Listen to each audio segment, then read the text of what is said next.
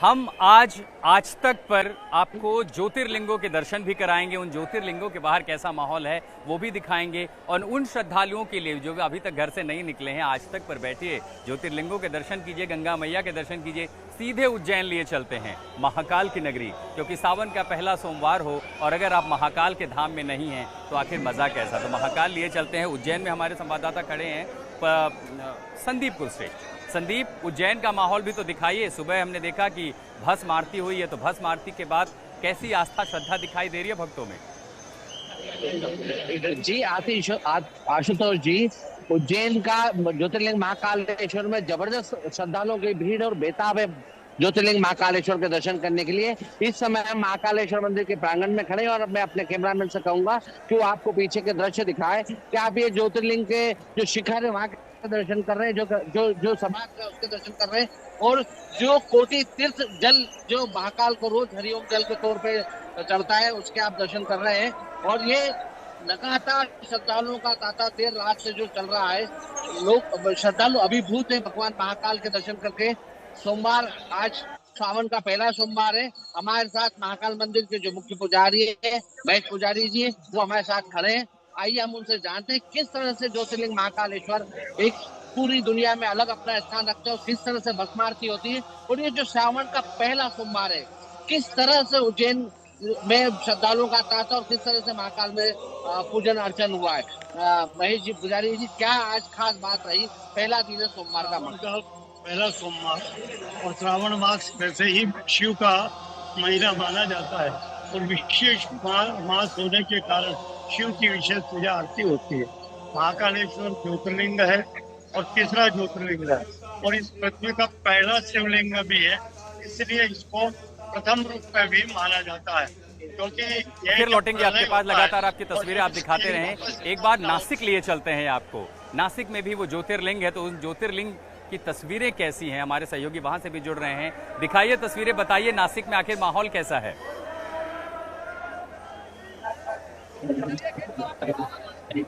कमी नहीं आई है। आप अगर देखते हैं तो हम लोग थोड़ा सेफ एरिया में खड़े हैं, लेकिन आप यहाँ देख सकते हैं कि मेरे पीछे जो है भक्त है जिनका दर्शन हो चुका है। रात को ये लोग जो मेरे पीछे दिख रहे हैं, जो 4 बजे लाइन में लगे, तो उनका अभी दर्शन हो रहा है। लगभग 4 से 5 घंटे का लाइन लगा हुआ है और नासिक में फिलहाल मानसून जोरों में है। पूरी तरह से बादल जो है वो छाए हुए हैं और बारिश लगातार चल रही है, लेकिन भक्ति में कोई कमी नहीं रही है। लगभग 18,000 लोग अभी भी लाइन में लगे हुए हैं जिनको दर्शन है, और लगता है उनको कम से कम 2 बज जाएंगे दर्शन के लिए। ये हाल है नासिक में। और ये क्योंकि ये आद्य ज्योतिर्लिंग कहा जाता है, इसलिए अगर आप कहीं नहीं जा सकते हो तो सिर्फ त्र्यंबकेश्वर के दर्शन कर लीजिए। आपको 12 ज्योतिर्लिंग का जो दर्शन का जो पुण्य है वो मिल जाएगा। ये आस्था से बहुत सारे आपको सोमनाथ लिए चलते हैं। नासिर, त्र्यंबकेश्वर, नासिर के आपने ज्योतिर्लिंग के दर्शन किए, अब आपको सीधा सोमनाथ लिए चलते हैं। दिलीप हमारे संवाददाता जुड़ रहे हैं।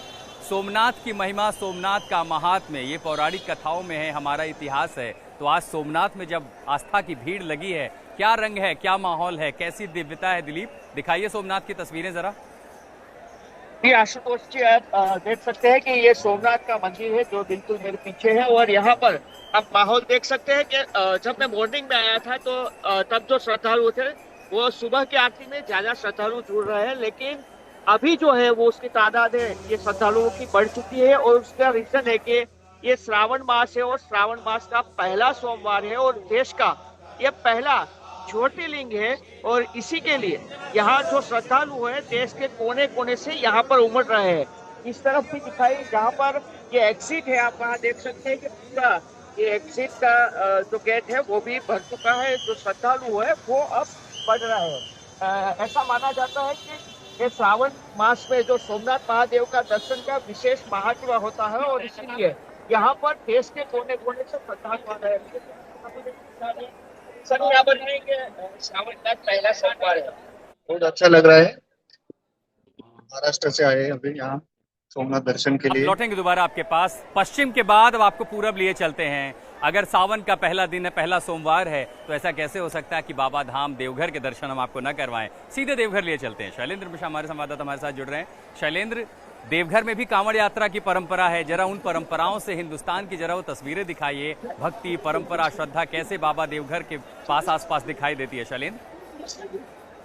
आशुतोष जी, ये सावन का पावन महीना है और आज सावन की पहली सोमवारी है और आज जो है बाबा धाम, बाबा मंदिर में लाखों श्रद्धालु उमड़ पड़े हैं और पहला दिन ही ये भीड़ आज ऐसा भीड़ है कि प्रशासन के लिए बहुत सारी चुनौतियां हैं।